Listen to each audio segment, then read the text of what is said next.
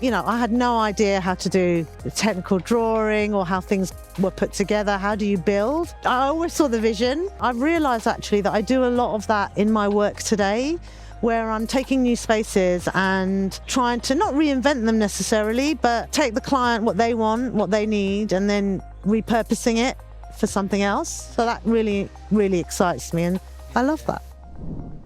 3 years after we've started this podcast, we thought it was time to make sure that those lessons and the takeaways from our amazing guests were actually actionable, something you can really put into place. So we have launched show notes, a bi-weekly email, get into your inbox, and that will give you the key headlines that is indexable, findable, actionable, and we can really start to make a difference in creating healthy, happy workspaces. So the link's below, or you can head to stansons.co.uk/space. Look forward to seeing you sign up.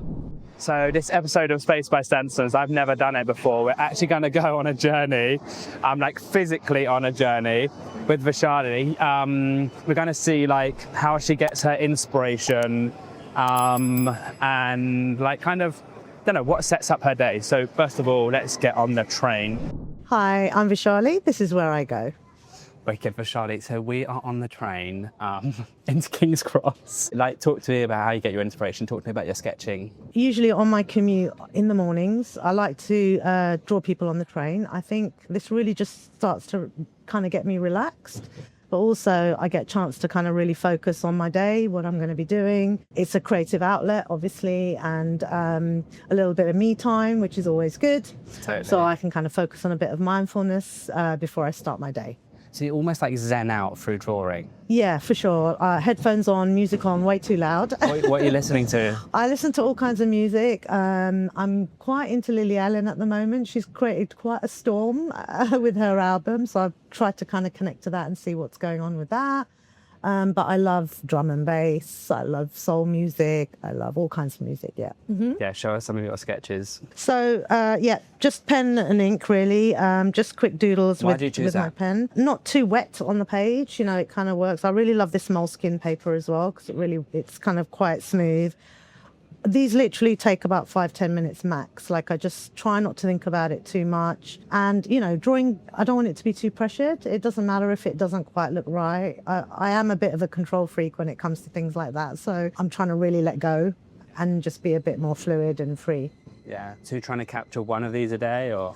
Yeah, well, these two were earlier this morning. Yeah, on my way in to meet you guys. Yeah, wicked. And it kind of depends. Sometimes I'll just do a quick outline and then I'll finish off the kind of the hatching style or whatever later on. Most of the time they tend to get up and get off at their stop. So I'm just just pretty relaxing. I quite find it interesting, the kind of different personalities of people and trying to capture that. So I'm not really bothered about it looking too realistic necessarily.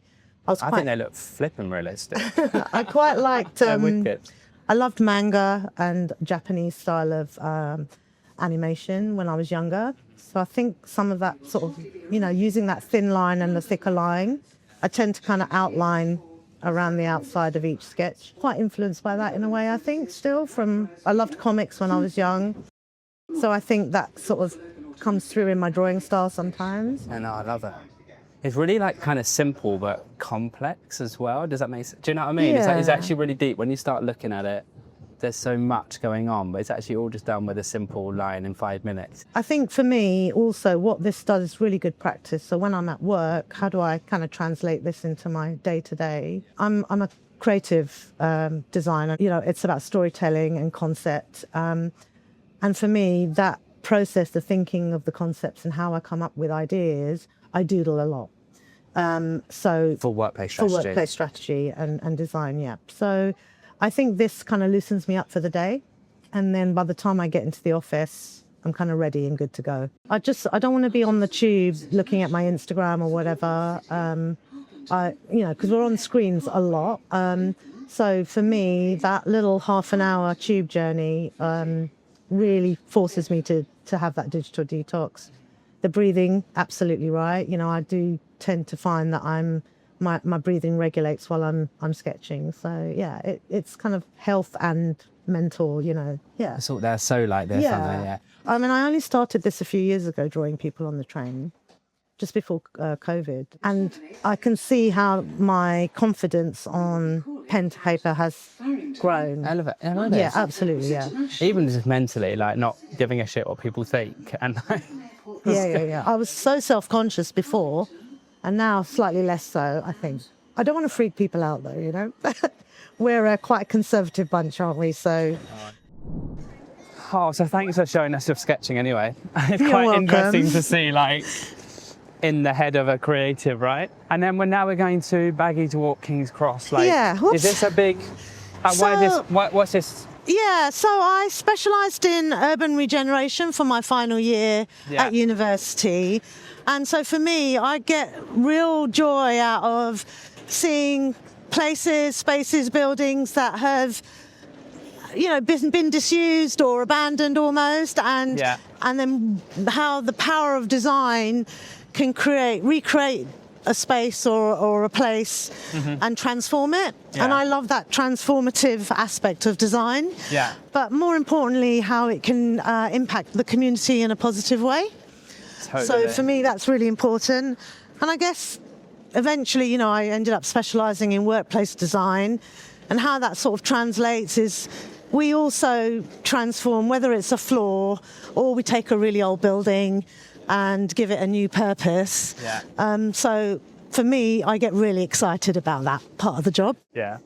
I love it how people flow and move through spaces. Absolutely, and you can change how people think and feel and behave. It's so exciting. But King's Cross is like the perfect It's example. the perfect example of that, yeah. I think that's why, I mean, it's really easy for me to get to. I live in northwest London, so I can just jump on the Metropolitan line on a weekend, and my husband, my son and I, we just come have a little mooch around. Yeah, nice. But I can get a quick sketch in. But again, it's watching the kids playing in the fountain, going through and seeing Central St Martin's, and how that has got its new site now, and much better, facilities for the art students. So yeah, it's really exciting. I think it's quite inspired as well by street art, aren't you? Love street art. Always have. Always mooching around in Shoreditch, and I think I've been into street art for a really, really long time. So before the time of when Banksy was famous or whatever, I loved late 80s, early 90s New York hip hop music and stuff, rap music. So street art and all of that is really a big part of that whole culture and that scene. But London's a great city, right, because of all the heritage and also the modern architecture. So it's a real joy in all weathers, as we haven't got great weather today, but you can still really enjoy walking around and taking the city in. I love people watching and how people interact in public spaces as well as inside a building, because I think it's really important to really understand the nature of community and how people interact with each other. It's all a part of what we do, sort of psychology of design. You touched on that, like King's Cross has been like a phenomenal regeneration example. Is there an area in London that you would love to regenerate that hasn't been done at the minute, that kind of needs it? Yeah, so for me, regeneration isn't gentrification. For me, gentrification. What does that mean? So, I think the problem with when you look at urban regeneration is that sometimes, the community that has been there for generations can become displaced. So I see, a little bit like East London, where, house prices are astronomical, really, in Hackney and those areas. And actually local people who've lived there over generations can't necessarily afford to live in Hackney anymore, So for me, when I was studying, it was about how can we regenerate this area but with the community in mind. So that's existing there already. Existing community as well as, allowing new members of to join. It was about transforming buildings that would really activate the experience for the local community as well, and it could really enhance the offering of that area. Yeah. Is there anywhere that you'd love to do? For my final year project, I actually did East London. I actually found an old building in East London, Yeah. and we kind of I translated that into my final year project. There are still pockets of that you could see, but it's kind of going further and further out, I think. Yeah. But I'd quite like to go back in and sort of study what's been done so far. It's changed so much over the last 20 years. It's almost unrecognisable in some areas. So you're actually a bit of an architect at heart, right? Yeah, totally.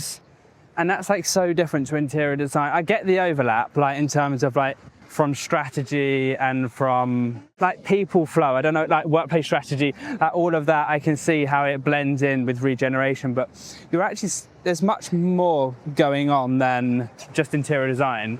Yeah, and for sketching sure. and pretty pictures. Yeah, pretty for sure. Pictures. Yeah, yeah, for sure. I think that's why I really love what we do. It takes in all aspects of persona types, place types.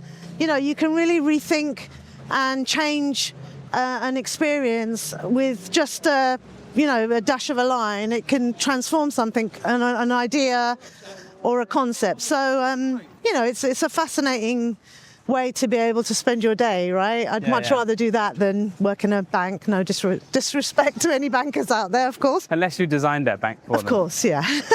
Yeah. What's the biggest project you've done? A big South African bank. A so bank. they had a huge campus. I think it was about 400,000 square foot of real estate. Wow. There was Just Eat Takeaway at Unispace, which was about 200,000 square foot. It's pretty big. Oh, okay, yeah, So I've worked on some really big ones. I've been fortunate enough to have a really diverse kind of industry sector of clients. So from, the big gaming companies, video games, to, more corporate, your more kind of corporate conservative clients. Yeah. I find it simply fascinating how physical space can totally change how we think, feel, and behave. Meaning it can pause distractions, it can connect us, it can mean we do our very best work. And that's where Stansons steps in. This show is created by Stansons, who design, make, and install curtains and acoustics to create the perfect environment for people to flourish and do their very best work. You've got a project on, we know how it feels. Reach out and we'll start to talk. What makes a great client? Is it like budget yes. or size of project? It's not the budget or the size. It's about how open the client is to new ideas. For me, that's really interesting. I love being challenged by the brief and by the client, and then we can come up with something, a really, amazing solution for them.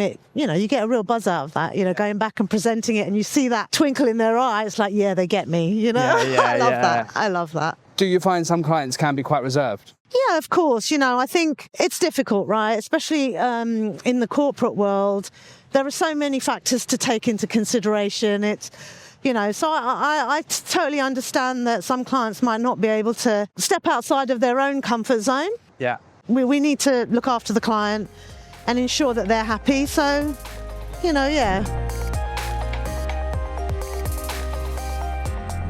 This is Coal Drop Yard. Yeah, so I love that, they've got the original warehouses and things that used to hold all the coal and all of that, which is amazing. But the fact that how they've transformed it and revitalised this whole area, it's just amazing. And again, they've got all the right elements, retail, there's food, there's community space, there's outdoor public art. There's quite often like green. events as well, isn't there? Yeah, loads of events. Like sort of things. I've seen like saunas and It's dancing. kind of it activates the area, it draws people in, It's a magnet almost now, instead of repelling, which is probably what it did 30 years ago, So it's got really like chilled energy as well somehow. Like you feel quite relaxed there, especially when it's sunny like that picture. Yeah, absolutely, yeah. Yeah. Do we need to say any more? All of England's nice when it's sunny.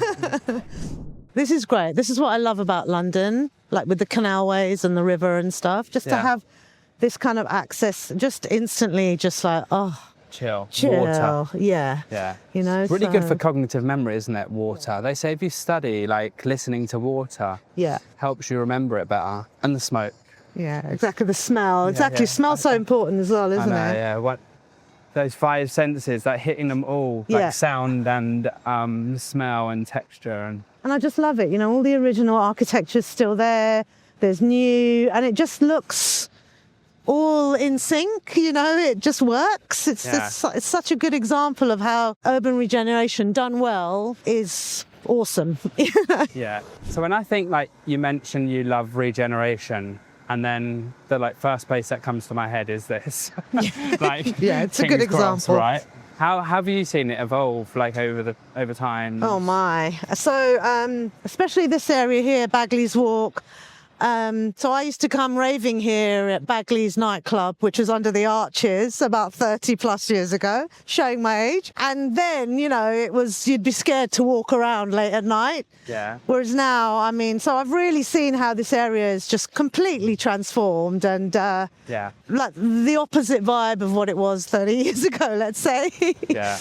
You know, again, here where we're coming into Granary Square now, you know, in the summer you see little kids running through the water, loads of families are together. It's such a big kind of space where community comes in and interacts with each other. I just love watching that. I love people watching again. It's brilliant. You know, obviously on a rainy day today, no one's running through, but there's still something quite vibrant and kind of quite eclectic as well. I love that Central St. Martin's have got their new home here. Yeah. The fact that they've gone into like a heritage building but really modernised it, you know, where they were in sort of Covent Garden side, Shaftesbury Avenue area before, the building was really old and wasn't really fit for students, artists really to work in. So now they've got really great space. Yeah. I like that because I wanted to study fine art actually, but my dad gave me some really good advice. He said, you know, absolutely nurture the artist side in you, but I really want you to be able to earn good money and be able to be independent and stand on your own 2 feet. Is that quite different for like an Indian background? Yeah, like, is that I quite guess an it was- unusual aspect, or is that, Well, I am I think, old-fashioned thinking that? No, absolutely not. You know, I think for his time, he was a feminist, Yeah. quite progressive, you know. Very cool. He has 2 daughters, but he always raised us like he would if he had 2 sons. No, you know, there was no difference. That's cool. And so, you know, for him, he said it's really important that you're able to be fully independent. So do something that's creative, but something that's a bit more commercial. When I started out in my career, you had to do a 1 year art foundation course before you did any degree. What the art foundation course used to do is, you know, you could try fine art, sculpture, a little bit of architecture, a little bit of photography. Mm-hmm. You could try lots of different things, illustration, and then you could choose your specialism. And it was then when I went to and did that course, that I realised my love of architecture. There was something about it. I loved 3D sculpture. I totally understood where my dad was coming from in terms of giving me that good advice. That I could also be an artist on the side. I could fuel this passion into the kind of architectural side, which I really loved. Mm-hmm. And Vish, can you tell me about how this space has been like kind of structurally put together and how that applies to the workplace? Yeah, so again, you know, you've got lots of different types of activities and things going on around King's Cross and this whole area. The diversity of whether it's an office, a restaurant, a shop, some public art that you can kind of hang out in, it's no different in terms of relating that to, especially now where we're trying to really create this destination, I call it 3.0. It's post-COVID, we've gone down a different route of learning now in terms of what people may or may not want. I just really love the fact that you can have lots of different experiences within little stepping stones of each other almost. Yeah, because I love that. It's not just a shopping centre and it's not just an art gallery. It's not just a restaurant. It's like, yeah. And there's so much like empty space to sort of be creative and breathe. Yeah. It's quite hectic around King's Cross Station anyway, right? So we felt that as we were walking through, the energy just shifted. Yeah. We're here now and again, it's just a bit calmer, but there's still a little, you know, it's like creating that fizz. You feel that fizz, right? Yeah, no, I love it. It is so true, isn't it? Like how it's... Yeah. Can't explain it, right? But you can feel it, which is great. And I love that. That's the kind of excitement I get, like when a client feels it as well. You know, it's like we're both feeling it. Yeah, we're on the same page. Yeah. This is what I love in like workplace, but these little Easter eggs, like where you might like find like little places to sit. Exactly. And like the first time you come, you don't see it, and you don't have to see it. Yeah. But you come again, and you might discover it on the third or the fourth time. And I love that, like kind of when that's in the office as well, because this is drawing people to it. Before it used to repel. We've just kind of said that, and then that now it's drawing people to it. And it's how can we do that? It's very cliche, isn't it? It's like draw people into the office, earn the commute. It's like so boring to say it, but to actually deliver it in a really like compelling way. I think, you know, we're humans at the end of the day, right? So it's about creating those connections with your colleagues. What I love about this, and this is my little version of the High Line in New York. It's about as close as I can get if I can't get to New York. You know, You come here. Yeah, and you know, and that is again a phenomenal example of urban regeneration and how something so simple was actually which was left for dead really, and then completely transformed the whole area. And I love this, you know, and again, how do we translate that into my work? Well, I just love the fact that there's somewhere to sit and connect with somebody. It's surrounded by green, so we're thinking about health and well-being and all of those things as well. And then, of course, you know, there's lots of natural light. It's open. It's really fluid. Don't feel restricted. You know, so all It's of quite those kind of organic, isn't it? feelings. It's feelings, right? Yeah, That's it's what quite we're organic, creating. sort Yeah. of. Yeah, no, I love it. And I mean, then you've got a bit of Heatherwick, you know, you've got a bit of Starkitect stuff going on. And I mean, you know, what? Can't ask for any more, really, can you? It's really good. I just love looking at the facades as well, like knowing that all that heritage is there. You've inputted these little new futuristic little elements, you know, so whether it's a window of a shop or a restaurant where people are sitting together eating, you know. What's nice is how it tells a story, isn't it? And it's like rather than, that's why I think like regeneration is so beautiful. It's because it's not just like a smash down a load of stuff and build a new thing in like perfection, but to actually take what's there, remold it, reshape it, like keep the history, inject some modern way of life and movement and all that sort of thing. Yeah, absolutely. And bring the two together makes this like kind of complete, like kind of holistic kind of experience. And I'm more of a creative designer as opposed to more technical bias. So for me, storytelling is such a huge part of my job. And I need to be able to relay that story, the feelings, the experience, the emotions, whatever it is, not just articulate it well, but be able to show that as well. And that's, I think, then I can either do a doodle or it's a 3D render or, you know, whatever my tools are to be able to relay that story. I will use that toolkit to be able to give my client the best experience that they can get. Yeah, no, it's amazing. And when you're taking a brief from a client, like how do you dig into that kind of history and storytelling piece? Mostly, you know, I've gotten quite lucky. Clients are really open, but there are ways of being able to get more information out of the client. More importantly, it's so we can create something much more powerful for them. Yeah. You know, Yeah. It's more about that. And so asking the right questions, listening really well, and being able to translate what they've told you is really important, you know. Yeah. Answering their questions, but also coming up with something new to kind of get them quite excited, to create that fizz in the room, you know. It's really about important. digging in and understanding their heritage and their history, but not in a boring way, like... Yeah, and adding... how do we translate that into something new, you know? So yeah, I love that part of it, because I think Is that plays a mainly big through part. face-to-face time, questioning? Yeah, I think so, yeah. I mean, sometimes clients have really good data to give you or information or, you know, but generally I think, you know, it's spending time with that client or within that company to kind of absorb their brand and understand what's happening. So for me, brand's not about the colour of your business card or that colour on a wall. It's about being able to live and breathe your brand values in that space. I have to be able to create that space so people can do that, right? So No, totally. that's how I try and approach it.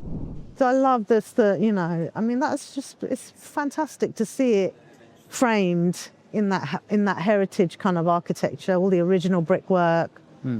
They've done a really good job of preserving. Oh. It's like Battersea, actually. Yeah. I love Battersea. Love Battersea Power Station and what they've done. It's so well done. Yeah, I love that you can go up in the chimney and there's this amazing. Have you done that? No, I haven't been up the chimney, the 360 view it's thing. Amazing. Is it cool? Yeah, it's really cool. I'm actually absolutely obsessed about their planting scheme. It's really dry. It's really like, it's all the same everywhere. Well, it's not, but like at first glance, and it's just so calm. Yeah. It's just so beautiful, and yeah. The details are beautiful. The way they've kind of opened up the power station and the way the floors merge and stuff from concrete to timber. And the I love little that. textures of like the metals that they've used. It's got that Yes, real like absolutely, masculine industrial feel, but then it's kind of quite gentle as well somehow. Like the lighting and the fragrance. Yeah. And It just works. It's been done really, really well. I mean, I love that, right? I mean, it was a gas holder. And now it's an amazing residential apartments or whatever. the best It's residential. phenomenal. Like, that is a great example of kind of preserving the heritage, but transforming it into something completely new. It's very clever, isn't it? It's so cool. I mean, that gives me a real kick. I get really, like, I love that. It is genius, isn't it? To It's do very that. cool. That's Yeah. somewhere that was completely wasted. And people talk about sustainability and people talk about storytelling, but when you regenerate like this, you don't have to be sustainable or you don't have to storytell because it's automatically there because you don't have to try. It just Absolutely. lands on your lap, doesn't it? I really love the way those perforated panels, you can see one of those are opened up, one of the balconies, but you can kind of fold them and close them. Oh wow! So So the residents you can do that. get privacy from like the office buildings and things, and kind of vary your light going so the into residents the can apartments. open and shut those. I think so, yeah. That's so cool, isn't it? Isn't it great? How cool. It's 1880, man. 18. Proper old. Proper old. It's like older than us. Oh, hell yeah. Hope so. Anyway. Yeah. So I love coming down here because this, after the hustle and bustle of King's Cross Station, it suddenly gets so calm and quiet. And there's where the boats kind of change and they kind of go through there. So just to stand there and watch that, which takes forever for the water to go down and back up. Yeah, the locks and stuff. But it really forces you to just breathe, chill, patience, you know. Yeah, in today's world where everything's click, come. Yeah, well, that's the thing. Everything's a super speed. So Yeah. I think it's really good for your brain to have a different type of stimulus from time to time. You know, work can be quite long hours. It can be really, really hectic, but fun. How can you design in spaces into the workplace where people slow down and Mood, lighting, the different types of, diversity of the finishes. It all has that psychological impact on people. You know, you have to take into account all of those things to be able to create something that's a bit softer in terms of space, where people don't even realise that their breathing has slowed down or changed, the rhythm has changed, so it's creating different rhythms within a space. It's so important nowadays as well, with this whole pressure of getting people back into the office and all of this kind of thing that we're always talking about. I think the easiest solution is to create spaces that are diverse on the one floor for people to be able to have that change up, Yeah. But then it's also like that as well, isn't it, for the people, because people are always on. They've got their phone on them and Always on. You've got that doctor's appointment or you've got the kid at school or you've got just life happening. Yeah. So for people at work to be able to kind of slow down and have that safe space to be themselves or whatever, they're more likely to come in. It's Absolutely, not unproductive, it's productive. Yeah.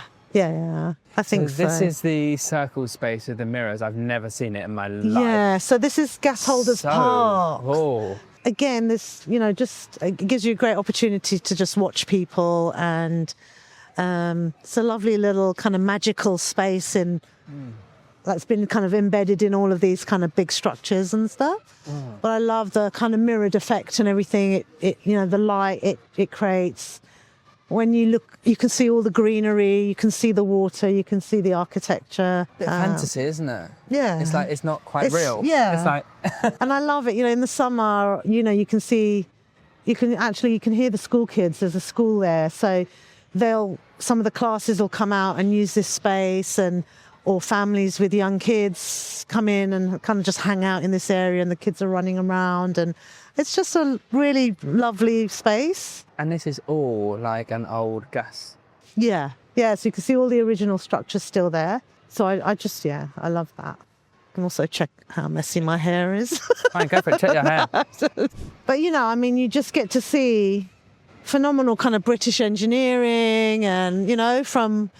You could be a tour guide, couldn't you? Could I? You totally couldn't you? Could be my second job. Yeah. This is where I think when we get to the workplace, we design these beautiful things, and you really do. But I feel like there's a piece of storytelling that needs to happen, and you can't physically go there and induct every newcomer saying this is why we did this and this is why we did that. But it's how to bring that to life. Don't know. It's always something that I sort of feel is a bit of a challenge to. The story is embedded from the designers, they're great at that. And then how can it be told? Yeah, I think because of my wanting to be an artist thing, I was very fine art based when I started my degree. I had no idea how to do technical drawing or how things were put together. How do you build? Mm-hmm. I always saw the vision. Mm-hmm. And so a space like this kind of feels like I'm at home. So it's quite abstract. It's a place, it's real, people use it, but it's different and, not your normal kind of park kind of scenario, I guess. I've realized actually that I do a lot of that in my work today, where I'm taking new spaces and trying to not reinvent them necessarily, but take the client, what they want, what they need, and then repurposing it for something else. So that really, really excites me. And just the way they've done that with this park and the gas holders, it's a good demonstration of that. I mean, just the way the mirrors are just reflecting off of everything that's going on, whether it's green or whether it's really industrial, it's created something like this third space almost, which is wonderful. So here we are. Anyway, we've made it to our destination, the circle. So thanks for that journey. You're welcome. That was really, really interesting. Now we've seen all of that, and like we've seen in your head and your creative outlook and your sketching and your love for regeneration and architecture, like what is your favourite actual workplace project? So taking all of the things that we've done today, I think I translate it. I mean, for me, I think my favourite type of project is retrofit. Mm-hmm.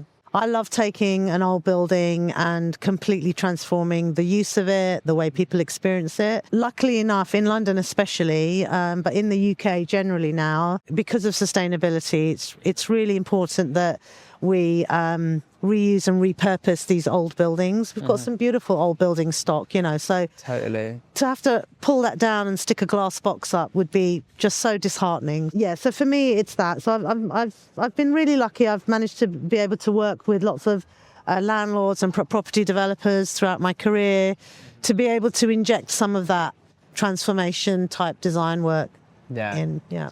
And you've worked at loads of like the big D&B firms, haven't you? Like Trad as well. Yeah. So I did 15 years in Trad. A long old time. But I loved it. I was very fortunate. I've worked for some really great practices. So Moray Smith, BDG Architecture, Perkins and Will. So I've had quite a diverse experience and project experiences.